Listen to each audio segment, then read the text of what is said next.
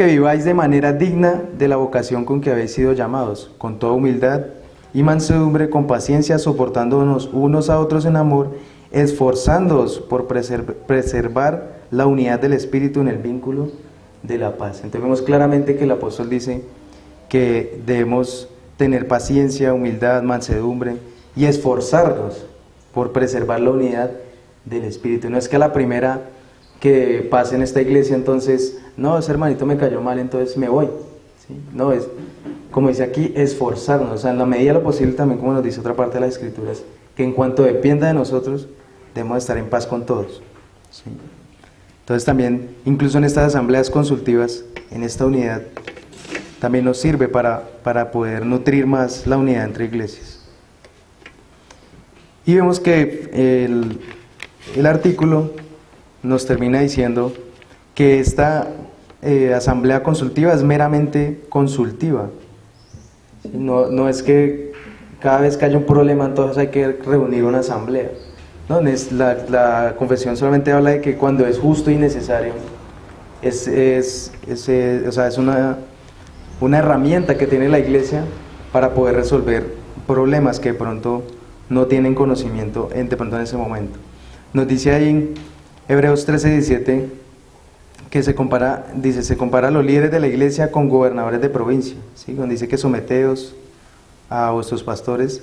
Entonces, la Biblia nos habla de que estos pastores que hay en las diferentes iglesias locales son como delegados de Dios en estos sitios. Entonces, entre ellos se pueden consultar, pero a fin de cuentas solamente son responsables delante de Dios. O sea, los gobernadores romanos, ellos podrían, digamos, Poncio Pilato, el gobernador de otra tierra de Palestina, de otros territorios del Imperio Romano, esos gobernadores locales podían consultarse entre sí, pero a la final eran responsables delante del rey, o sea, en este caso delante del emperador. Y así sucede, así es un ejemplo, porque es la misma palabra que utilizan en Hebreos 13 y 17. Entre pastores pueden consultarse cosas, pueden hablar acerca de ciertos asuntos y tomar una decisión, pero a fin de cuentas es delante de Dios a quien tiene que ser responsables por la decisión que se tome. Entonces vemos eso, ¿no? Que ese último artículo nos enseña, ya viéndolo en contraste con lo que vimos hace 8 días, que esto se relaciona muy bien. Ya hablamos que era la iglesia universal, que era la iglesia local, y ahora cómo debían relacionarse estas iglesias. Y aquí pues termina este capítulo 26. Entonces entramos ya con el capítulo 27, donde nos habla acerca de la comunión de los santos. O sea, y esto ya es meramente práctico porque tiene que ver con nosotros. Y nos habla primero de este punto, de este capítulo, sobre su fundamento redentor, o sea, por qué debemos tener comunión los unos con los otros. Y nos dice que los santos tenemos comunión por nuestra unión común con Cristo. Si estamos unidos por compartir el mismo origen, el origen común de tener los mismos padres. ¿Sí? Es como una expresión que utiliza aquí San Waldo. ¿Sí? Entonces nosotros tenemos ese fundamento, o sea, esa razón de reunirnos porque primeramente estamos unidos con Cristo, como nos dice ahí Efesios 1:4. Pero incluso antes de haber hecho el mundo, Dios nos amó y nos eligió en Cristo para que seamos santos e intachables a sus ojos. Entonces vemos que en Cristo es que Dios ha hecho todas las cosas. Ya hemos estudiado algo acerca de esto y entendimos que es en Cristo que realmente es posible todo lo que no tiene que ver con nosotros. Dice ahí que nosotros somos, hablando de San Waldo, ¿no? Comentando, dice que somos uno en Cristo por el plan de Dios, conforme a este pasaje. Sí, ha sido el propósito de Dios que en Cristo hayamos sido nosotros hechos santos delante de sus ojos. También vemos que parte de su fundamento, el hecho de que seamos uno, que es el plan de Dios, también somos uno con Cristo ante la ley. ¿Sí? Ahí como nos dice 2 Corintios 5:21, al que no conoció pecado, le hizo pecado por nosotros, para que fuéramos hechos justicia de Dios en Él. ¿Sí? No hay justicia aparte de Cristo, no hay justicia si no hubiera una unión con Él, no habría posibilidad de ser justos. Entonces vemos también que delante de la ley somos uno con Cristo, porque el que cumplió perfectamente la ley ha sido el Señor Jesús, no nosotros. ¿Sí? Y es Dios como ya todos sabemos, que Él nos ve a través de nuestro Señor Jesucristo. Y también vemos que este fundamento tiene que ver con que somos uno en Cristo en la vida del Espíritu, como nos dice ahí 1 Corintios 6:17, pero el que se une al Señor es un espíritu con Él. Entonces, aunque en ese contexto está hablando acerca del adulterio o en algunos pecados sexuales, entendemos también por qué era grave que estos corintios andaran en pecado, y es que pertenecían a un cuerpo que le pertenece a Cristo, ¿sí? Están dentro de un cuerpo que le pertenece, que forma unión con Cristo. Entonces, pecar pecar sexualmente era pecar directamente y ofender directamente a Cristo, por así decirlo, el esposo de esta su iglesia.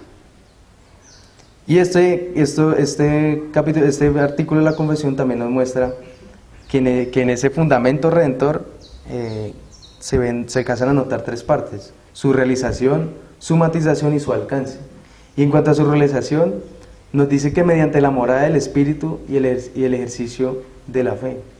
¿Sí? Es gracias a esto que nosotros podemos tener comunión unos con otros, esa comunión con Cristo. ¿Sí? Es la morada que el Espíritu ha hecho en nosotros, y cómo respondemos a esa morada caminando en fe, como nos dice Efesios 3:16, dice que os conceda conforme a las riquezas de su gloria ser fortalecidos con el poder de su Espíritu en el hombre interior. Y este texto muy conocido de Pablo, ahí en Gálatas 2:20, donde dice: con Cristo he sido crucificado, ya no soy yo el que vive, sino que Cristo vive en mí. Y la vida que ahora vivo en la carne, la vivo por fe en el Hijo de Dios, el cual me amó y se entregó a sí mismo por mí. Entonces vemos también otro gran ejemplo aquí, en esta expresión de Pablo, de la unión que hay entre el cristiano y Cristo. ¿Sí? Entonces vemos ahí este ejemplo. También vemos su matización, ¿sí? Que la Confesión nos enseña que la unión con Cristo no implica que esencial o personalmente seamos deificados. Esto se escribió porque ustedes conocen que hay doctrinas gnósticos, los mormones y otros, que dicen que nosotros podemos llegar a ser dioses. ¿Sí? Incluso, ahorita se me olvida esto, hay otra religión que son los espíritas kardecistas, que también creen esa doctrina de que nosotros, por vivir de una manera justa y buena, vamos a poder alcanzar a ser dioses. ¿Sí? Entonces la Confesión también escribió, porque eso ha sido una tendencia a lo largo de todos los siglos, ¿sí? El hecho de querer ser como Dios. ¿Sí? Entonces vemos que nos dice ahí que aunque estemos unidos con Cristo, automáticamente no quiere decir que seamos dioses, ¿sí? Sino que estamos desunidos con Cristo. Hay que hacer una distinción ahí. Y aunque, como nos dice Pablo, podamos gozar o ser partícipes de la naturaleza divina, ¿sí? No quiere decir que nosotros somos dioses o como Dios, que podemos hacer estas cosas. Simplemente es un don, un regalo que Dios da a su pueblo. Entonces dice ahí Pablo en 1 Corintios 8:6, dice: sin embargo, para nosotros hay un solo Dios, el Padre, de quien proceden todas las cosas, y nosotros somos para Él, y un Señor Jesucristo, por quien son todas las cosas y por medio del cual existimos nosotros. Es solamente un Dios, y no hay posibilidad de que podamos llegar a ser Dios por nuestras buenas obras, como piensan estos personas que pertenecen a estas religiones. Y también nos dice ahí el Antiguo Testamento en Isaías 42:8: yo soy el Señor, ese es mi nombre, mi gloria a otro no daré, y ni mi alabanza a imágenes talladas. ¿Sí? Tenemos como le habla al pueblo de Israel en este tiempo de apostasía, donde ya habían ido totalmente en pos de los ídolos, y haciendo un contraste, ¿no?, entre estos falsos dioses y el Dios de Israel. Y muestra claramente el Señor ahí que Él no va a compartir su gloria con otros. O sea, no hay Dios, no hay otra deidad, porque solamente el Dios de las Escrituras es el Dios vivo y verdadero, y fuera de Él no hay más. Sí, es lo que nos enseña. Entonces queda excluido totalmente, o sea, cualquier pensamiento que quiera llegar a pensar que por nuestras buenas obras podemos llegar a ser Dios, o porque estamos unidos con Cristo, entonces ya automáticamente somos Dios, como piensa de pronto algún predicador de la prosperidad hoy, que dice que somos Jehová Junior, ¿sí? Que somos porque somos unidos con Cristo, y bueno, otros pasajes que lo utilizan, dice que nosotros somos también pequeños dioses. Vemos que eso tampoco es posible. y el alcance de este fundamento redentor, de estar unido con Cristo. Dice, todo lo que Cristo hizo y todo lo que posee ahora como el mediador nos pertenece a nosotros. O sea, todo lo que Dios ha hecho, gracias a Dios, todo lo pasa a su iglesia. ¿Sí? Todo, gracias a esa unión que hay con Cristo, nosotros también somos partícipes de todo lo que le ha alcanzado, justicia, dádivas, promesas, todo lo podemos, o sea, todo nos pertenece ahora a nosotros, los que Dios ha elegido, como ya hemos visto, ¿no? Lo que ha llamado eficazmente, ha puesto un nuevo corazón y ha dado ese espíritu para que caminen en fe, como ya lo vimos anteriormente, ¿no? Esto es posible gracias a la mora del espíritu y el ejercicio de la fe, gracias a ese espíritu. Como nos dice ahí Colosenses 3:4, porque habéis muerto y vuestra vida está escondida con Cristo en Dios. Cuando Cristo en nuestra vida se ha manifestado, entonces vosotros también seréis manifestados con Él en gloria. Entonces, también esa glorificación final nos está reservada a nosotros, y así como Cristo ya ha sido partícipe de esto, nosotros también nos pertenece participar y ser testigos y vivir esa nueva gloria que nos espera. Entonces también este capítulo nos da una definición general acerca de esta comunión y nos muestra también otros tres aspectos que tienen que ver con su unión, sus beneficios y sus obligaciones. ¿Sí? Entonces vemos también que en cuanto a su unión, de esta comunión con los santos, comenta aquí cuando dice, el verdadero amor por Cristo implica inmediatamente amor por aquellos que tienen comunión con Él. Como ya lo hemos dicho en repetidas ocasiones, que es imposible decir, yo lo amo a usted, yo lo aprecio a usted, pero a su esposa a kilómetros. ¿Sí? Es imposible hablar así, ¿sí? Los hermanos que están casados, imagínense que aquí les dijera algo así, ¿sí? Como acá don Javier, no, es que don Javier bien, pero el daño a Yasmín a kilómetros, o a Mauricio, no, Mauricio, usted me cae súper bien, pero Lina, no, esa no la soporto. O sea, es imposible, ¿sí? Es imposible decir algo así. O sea, que los que están acá decir, no, yo amo a Cristo, estoy apasionado por Cristo, y Cristo, y Cristo, y Cristo, y su iglesia, ¿qué? Sí, su esposa. No, o sea, a kilómetros, todos esos berracos me caen mal. No puedo hablar así, ¿sí? Entonces, es para que se imaginen que no cabe en la cabeza de nadie hablar de esa manera, ¿sí? No cabe en la cabeza de nadie. Y mire lo que nos dice el Señor, repitiendo otra vez ese texto de Juan 13, 34, 35, un mandamiento nuevo os doy, que os améis los unos a los otros como yo os he amado, así también os améis los unos a los otros. En esto conocerán que sois mis discípulos, si os tenéis amor los unos por los otros. ¿Sí? A la marca, la evidencia, nuevamente vuelvo y lo repito, de que uno está en Cristo, es que ama a los hermanos. ¿Sí? Así aún a pesar de sus luchas, de sus faltas, de que pronto hasta lo defrauden a uno, ¿sí? No importa, porque esto es una vida de abnegación, ¿sí? Y antes debo procurar es alcanzarlo en amor y en cariño, restaurarlo y volver a esa comunión, a esa unión los unos con los otros. También debemos entender que el texto implica ahí, otros textos hablan de que guardar su mandamiento es amarlo a Él. Y si este mandamiento nuevo, amarnos los unos a los otros, si nosotros decimos amar a Cristo como muchas veces decimos, vamos a obedecer también este mandamiento, de amarnos los unos a los otros. Y esta unión, esta definición también tiene unos beneficios, y es servir a Cristo, es servir a su iglesia, ¿sí? Como nos dice ahí varios textos, ahí en 1 Pedro 4:10, dice, según cada uno ha recibido un don especial, úselo sirviendo los unos a los otros como buenos administradores de la multiforme gracia de Dios. De los beneficios de estar unidos con Cristo es que podemos servirnos los unos a los otros, utilizando los dones que Dios nos ha dado para poder ser de provecho a nuestro hermano.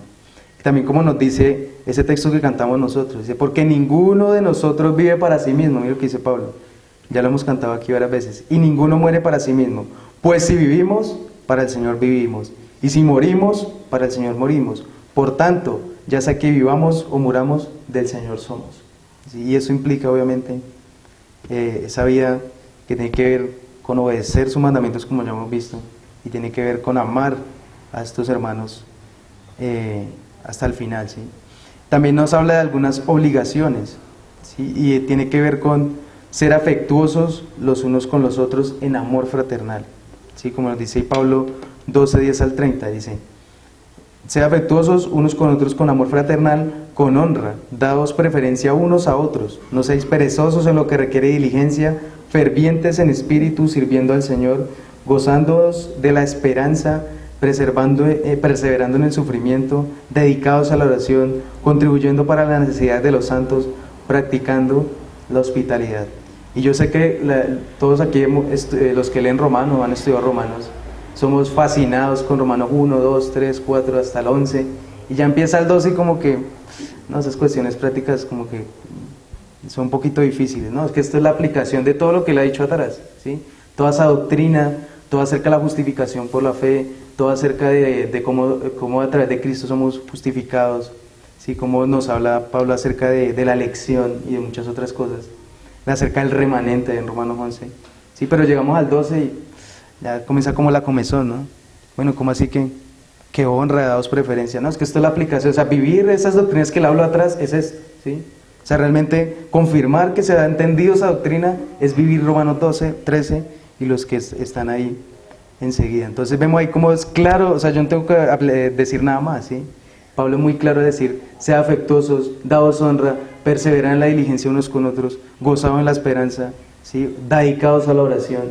Entonces es lo que nos dice aquí el apóstol Pablo. También vemos cómo nos da otro ejemplo aquí Juan en 1 Juan 3, 17 al 18, donde nos dice, pero el que tiene bienes de este mundo y ve a su hermana en necesidad y cierra su corazón contra él, ¿cómo puede morar el amor de Dios en él?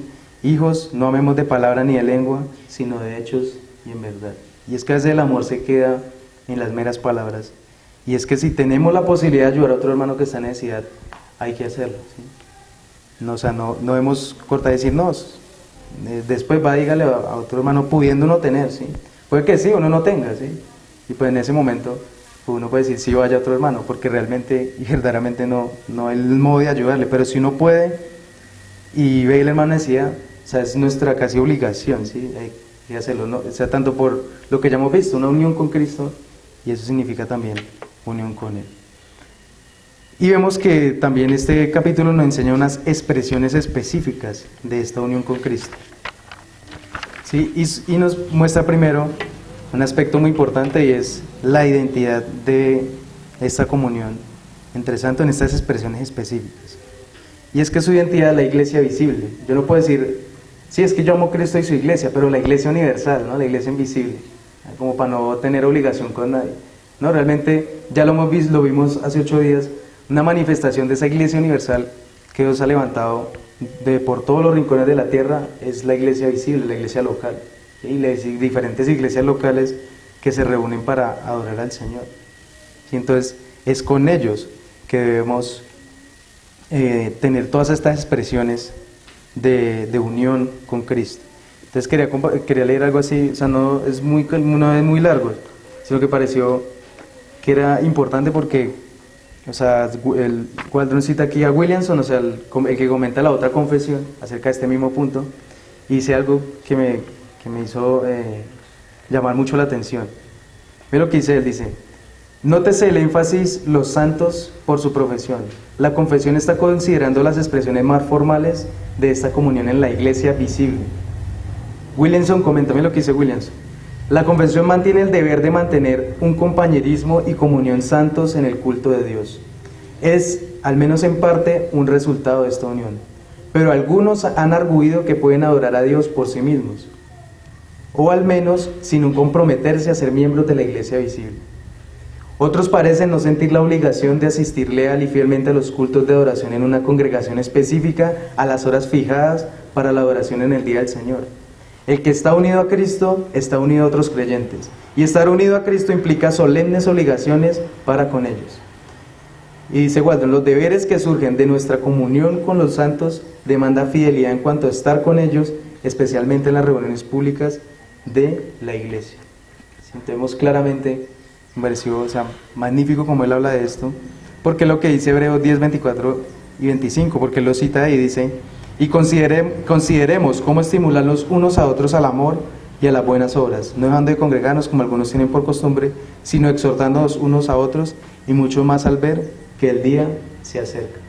¿Sí? Entonces, es claro, sí, algunos piensan que pueden hacerlo a su manera, como ya lo dije, sí, no, yo solamente amo a la iglesia universal, sí, pues la iglesia visible no, es a kilómetros, sí, pero tampoco puede ser un pensamiento de esa manera.